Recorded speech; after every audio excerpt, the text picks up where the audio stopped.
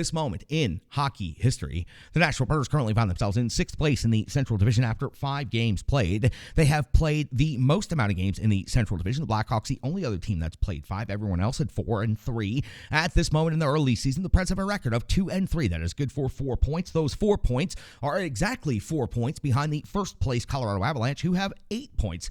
Avs off to a great start, as many predicted they would be, but still, to put it into application during the season, it's starting to show. I think the Avs are going to be a pretty damn good team this season. I'll go through it. In first place, they're 4-0. They have 8 points. Again, 4 points ahead of the Preds, 3 points ahead of second place Dallas, also 4 points ahead of Arizona and Chicago, and they are 5 points ahead of St. Louis, 6 points ahead of the Winnipeg Jets, who sit in last place. Go back to Colorado Avalanche for just a second before we move on. Not only are they 4-0, but they're 3-0 on the road. They've won 1 game at home. They've scored 15 goals and only given up 4 against on the season. So the Colorado Avalanche are already off to a great start, and Yuriev is doing a great job in net over there. So the Central, in case you didn't hit the rundown right there, it goes first place Colorado, second place Dallas, third place Minnesota, fourth place Arizona, fifth place Chicago, and then sixth place Nashville, St. Louis, Winnipeg, bringing up 7th and 8th. The Nashville Predators on home ice, which is where their next game will take place. The scheduling yo-yo finally comes to an end, and they will play in the same location more than once.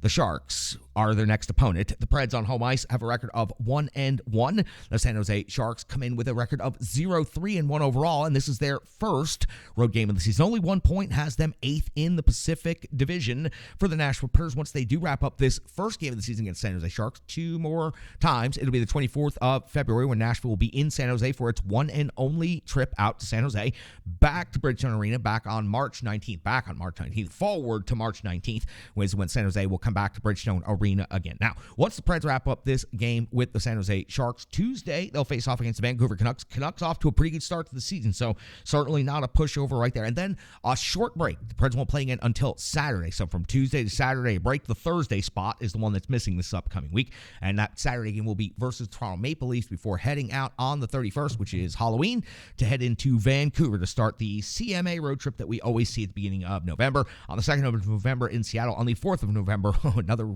matchup against the Edmonton Oilers. Let's get into the NHL rankings amongst these two teams. Let's also talk about the injuries, the individual stats, and everything else to get you set up for the Nashville Predators and the San Jose Sharks. The Nashville Predators are scoring 2.60 goals per game. That's 23rd overall in the NHL. The San Jose Sharks only managing 1.67 goals per game at this point in the season. That's 30th in the NHL. On the goals against category, the Preds are giving up 3 per game. That's 16th, while San Jose is giving up 3.67. That's 23rd overall in the league. Shots for 34.6 is 4th best for the Nashville Predators, piling up shots on net. Now, shots for the San Jose Sharks, 21.8. Yes, that's 32nd in the league, and that number is just dramatically low. Shots against, the Predators are 9th in the league, giving up 28.2 per game, while San Jose is giving up 40.5 per game, also 32nd in the league. We go to the special teams matchup. The Preds power plays converting at 19.1%. That's 15th best in the National Hockey League. 4 out of 21 is the raw data. The San Jose Sharks are 13.3%, 22nd overall in the power play,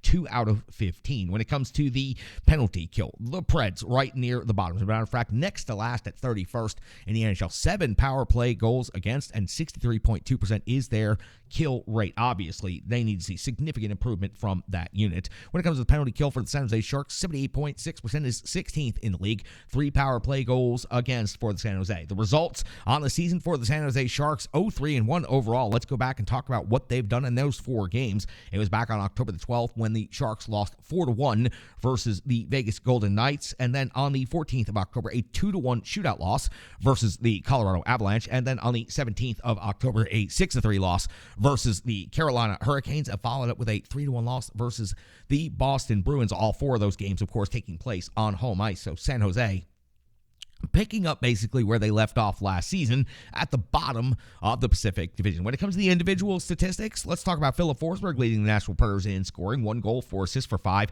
total points. Ryan O'Reilly is at 2 and 2 for 4. Colton Sissons, 3 goals, 0 assists for 3 points. Cole Smith, 2 goals and an assist for 3 points. Tyson Barrie, 3 assists for 3 total points. UC Saros, after this most recent start in New York, has a record of 2 and 3, a 901 save percentage, 2.85 goals against average, and of course that 1 shutout on the season versus Seattle. Over on the other side of the ledger, looking at San Jose's individual statistics, Thomas Hertel, who seems to always perform at a very high level against the Nashville Predators, no goals, 4 assists for 4 points on the season. Zadina, 2-0 for 2.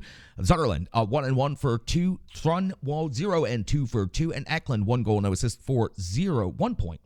My math is not good. 1 plus 0 is, in fact, 1. Don't know why I wrote a 0 down. Sometimes I just do these things. Blackwood in net is 0-1-1 on the season, but a .926 save percentage of 3.36 goals against average. So very much looking for the Nashville Predators to take the effort from Madison Square Garden back to home ice and put up a much stronger performance than they did in their most recent home game against the Edmonton Oilers. We got to go back and talk about what happened at Madison Square Garden between the Preds and the Rangers, and that's as simple as this. We call it the Rebirth Sports Full Game Recap, and it is, in fact, coming up right after these messages from Rebirth Sports.